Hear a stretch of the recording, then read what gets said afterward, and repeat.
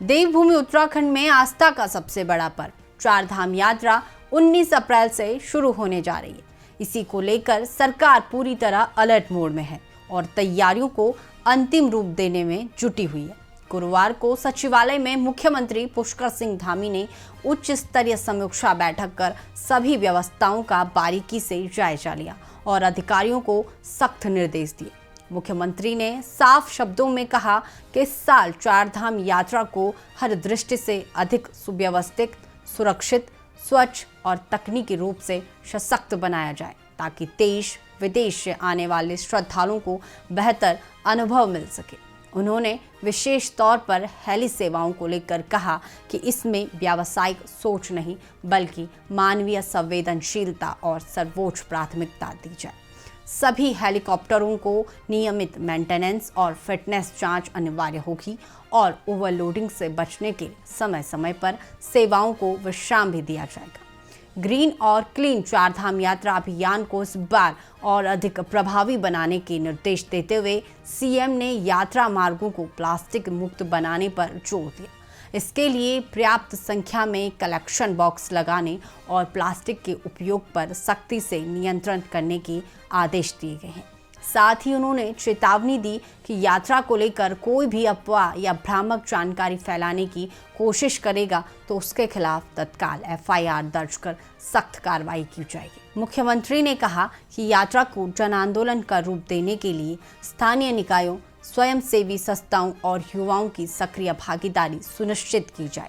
इसके साथ ही मौसम आधारित रियल टाइम मॉनिटरिंग सिस्टम को मजबूत करने, प्रमुख स्थलों पर आकर्षण सेल्फी पॉइंट और थीम आधारित इंस्टॉलेशन विकसित करने तथा पूरे यात्रा मार्ग पर स्वच्छता और साइनेज को बेहतर करने के निर्देश भी दिए। आपूर्ति व्यवस्था को लेकर सीएम धामी ने कहा कि यात्रा मार्ग पर गैस, पेट्रोल, डीजल और अन्य जरूरी वस्तुओं की कोई कमी नहीं होनी चाहिए। इसके लिए जिला पूर्ति अधिकारियों को जिम्मेदारी दी जाएगी और अलग से नोडल अधिकारी नियुक्त कर दैनिक मॉनिटरिंग सुनिश्चित की जाएगी।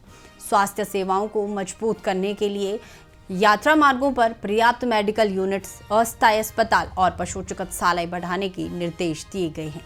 साथ ही स्वच्छ पेयजल, शौचालय और विश्राम स्थलों की बेहतर व्यवस्था पर भी जोर दिया गया है।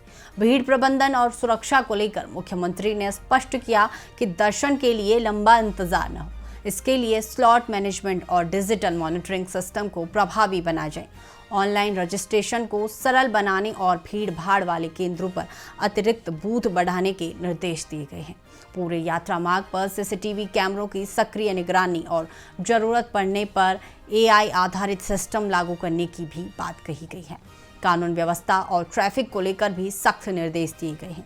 मुख्य मार्गों और बाजारों में पुलिस और होमगार्ड्स की तैनाती बढ़ाई जाएगी ताकि जाम की स्थिति न बने और स्थानीय लोगों की आवाजाही भी प्रभावित न हो।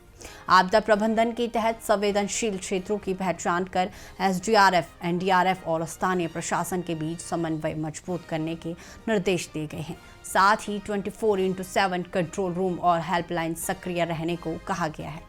इसके अलावा ओवर रेटिंग पर सख्ती करते हुए सभी दुकानों पर रेट लिस्ट अनिवार्य करने, वाहनों के फिटनेस, ग्रीन कार्ड और ट्रिप कार्ड सुनिश्चित करने तथा यात्रा मार्गों पर ईंधन और गैस की निर्बाध आपूर्ति बनाए रखने के निर्देश दिए गए हैं। बड़ी बात यह भी है कि इस बार चारधाम यात्रा में श्रद्धालुओं की संख्या पर कोई सीमा नहीं रखी गई। मुख्यमंत्री ने वीआईपी और विशिष्ट लोगों से भी अपील की है कि यात्रा के शुरुआती 1 महीने में आने से बचें ताकि आम श्रद्धालुओं को किसी तरह की असुविधा न हो। अब सबसे बड़ा सवाल, क्या इस बार चारधाम यात्रा वास्तव में पहले से ज़्यादा सुरक्षित, व्यवस्थित और सुविधाजनक हो पाएगी? क्या जमीनी स्तर पर इन सख्त निर्देशों का पूरी तरह पालन हो सकेगा? और सबसे अहम, क्या श्रद्धालुओं को बिना किसी परेशानी के सुगम, सुरक्षित दर्शन मिल पाएंगे? तो चलिए फिलहाल के लिए बस इतना ही। बने रहे उत्तर भारत लाइव के डिजिटल प्लेटफॉर्म के साथ।